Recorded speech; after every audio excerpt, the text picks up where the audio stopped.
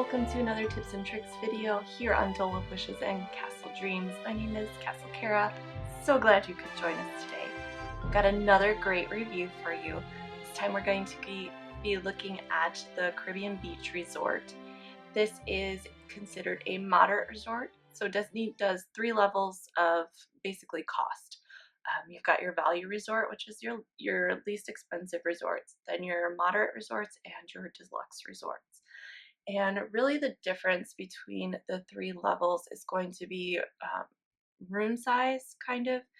I say kind of because some of the deluxe resorts that are older have smaller rooms that are like feel a lot like the moderate and value resorts, but the newer ones or the renovated ones feel a lot more spacious. So room sizes and then just amenities, what's offered at the resort.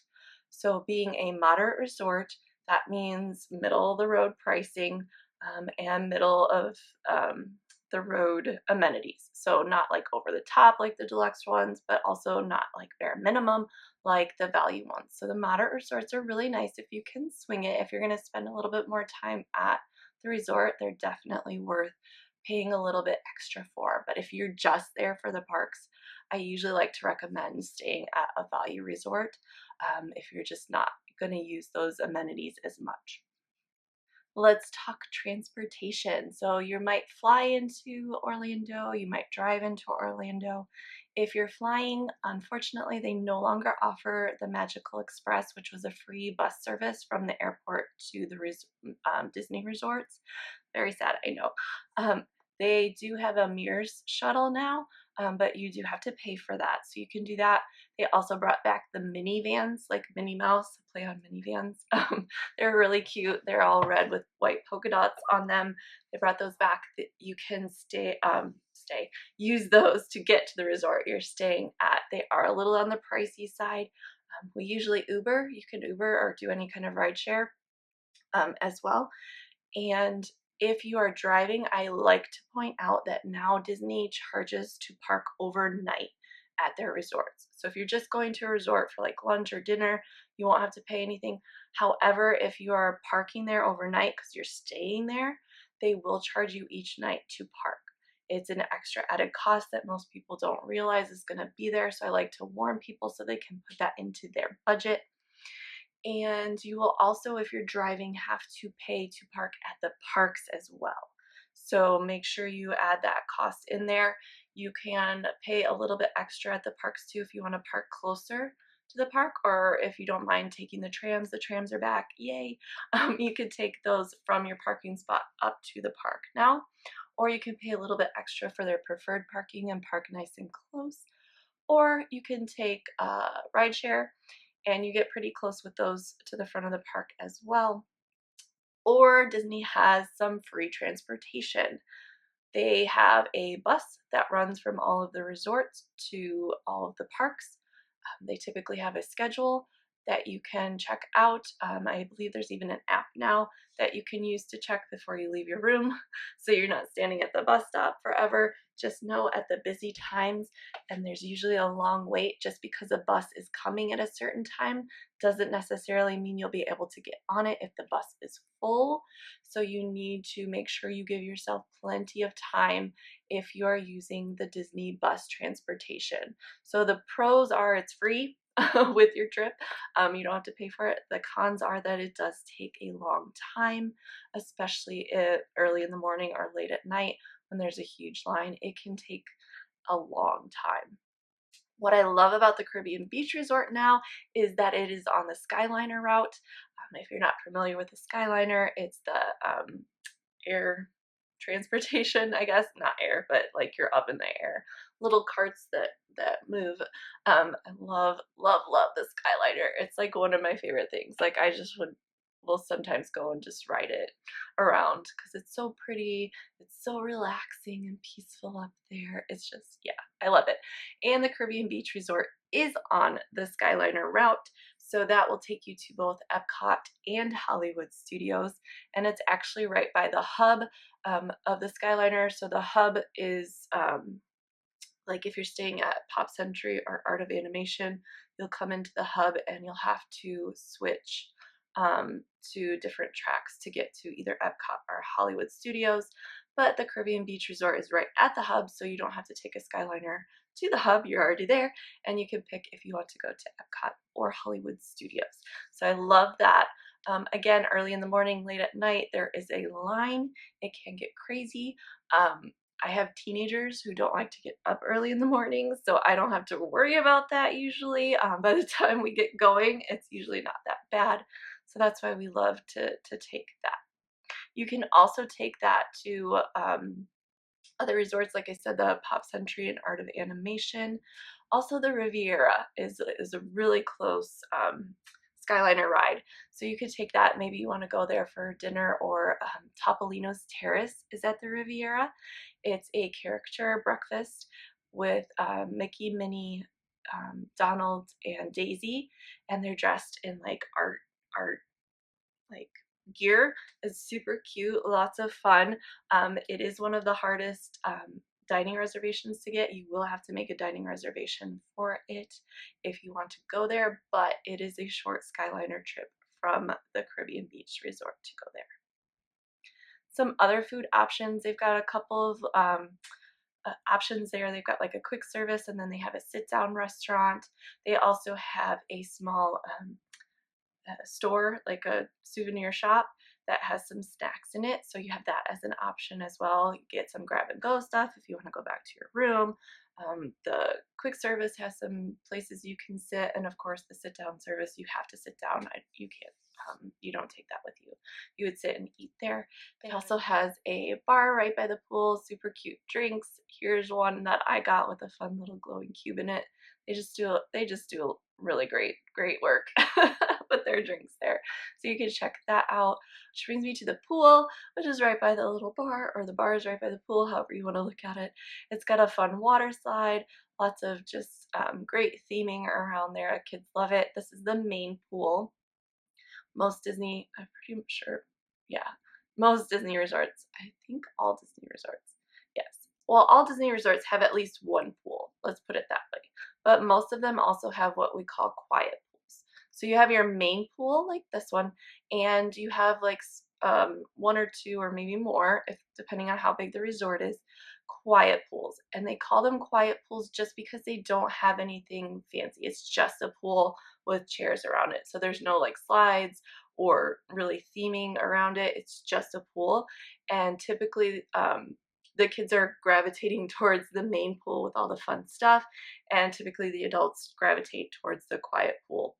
So if you're on vacation without kids, those are usually the best option for having just a nice relaxing time by the pool. However, I can't guarantee that there won't be kids there, because there are kids everywhere at Disney. So don't get upset if they're there playing and splashing around. Just know that that could happen. There are a lot of beach areas to check out at the Caribbean Beach Resort. Shocking, I know.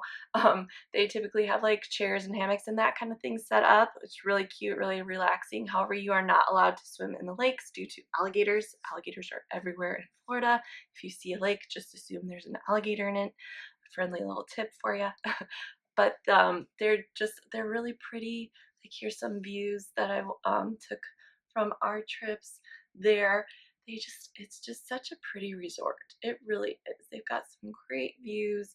You just head to a beach and you want some downtime, you can relax there, find a little chair, maybe read a book, whatever you want.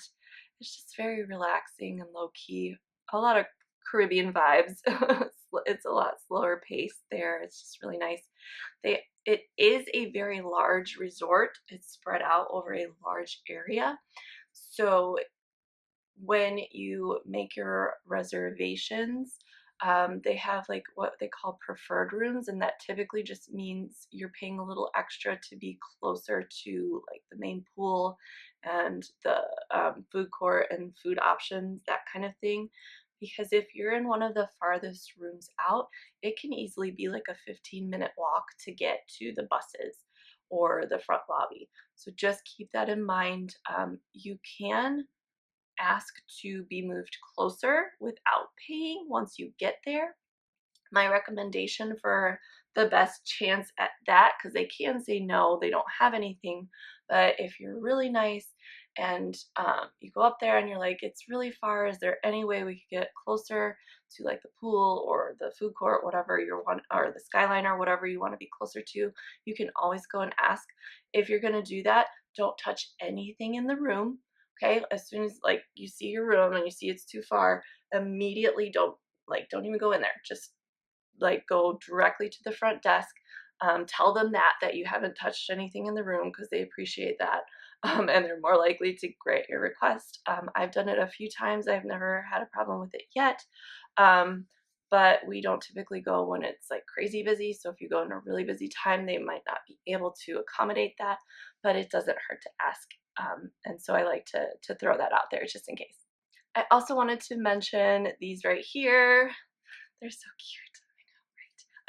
These are the refillable mugs. What these are is, obviously it's a mug that you would buy at the beginning of your trip, and then it's got a little RFID chip on the bottom, and it tells all of the soda machines at the resort that you've paid for the cup. It knows when you're checking out, like it's crazy like that. And so as long as you are a guest at that hotel, you will be able to get free refills on your soda for your whole stay. So if you've got teenagers like me who suck down soda on vacation, it's a great option. I just pay one fee at the beginning, and then I think it's 2 refills per hour that you can get. And again, the chip just keeps track of it, all of that, so you don't have to. You just go and put it on the little disc and then put your soda in, and it's a really great option that a lot of people don't know about. You just buy those either in the gift shop or the food court. Both places have them, and then just pay for it when you check out, and it just automatically starts up your chip, and it lets them know that you get free refills for your trip. So I like to tell people about that in case you don't know about it. It's a great option for those of you that love soda. And last but certainly not least, I love to tell people about the bounce back offers that Disney does. I am not a Disney travel agent. I highly recommend using one if you don't. I have an amazing one if you would like her contact information. Just so you know, she does give me a referral bonus, but if I refer somebody, but it's at no cost to you, which is the best thing that I love about Disney travel agents, is that it doesn't cost me anything. It won't cost you anything. It comes out of Disney's side of things. So you get this free travel agent who knows everything about Disney, knows when all the deals are coming, can make dining reservations for you, can tell you about all the special extras you can add on to your trip that you have no idea about, because Disney has so many things you can do and all of that. So they're very knowledgeable, they're very helpful. If you book your trip and like later on a special comes up, they can go ahead and get that for you. Like it's just great if there's problems, like questions, like any of that kind of stuff. So I highly recommend using a Disney travel agent. Just so you know, I am not one, but I still like to tell people about the bounce back offers that Disney does. These you wouldn't do through the travel agent. You just go when you're there before you check out. You can go up to the front desk and say, we want to book another trip. And they'll usually give you a nice discount if you want to come back in the future to that resort.